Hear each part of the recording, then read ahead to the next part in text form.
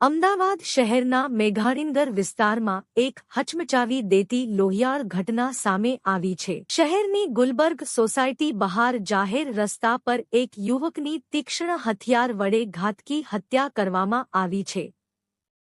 ધોળા દિવસે બનેલી આ ઘટનાએ સમગ્ર વિસ્તારમાં ચકચાર મચાવી દીધી છે।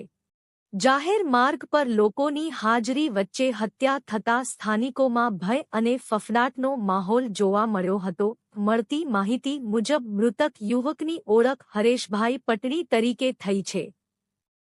હરેશભાઈ મેઘાણીનગર વિસ્તારમાં આવેલા લક્ષ્મીનગરના રહેવાસી હતા। ઘટનાના દિવસે સવારે આશરે 11 વાગ્યાના સમયે તેઓ પોતાના ઘરેથી નીકળ્યા હતા અને રિક્ષામાં બેસીને ગુલબર્ગ સોસાયટી નજીક સમય પસાર કરી રહ્યા હતા।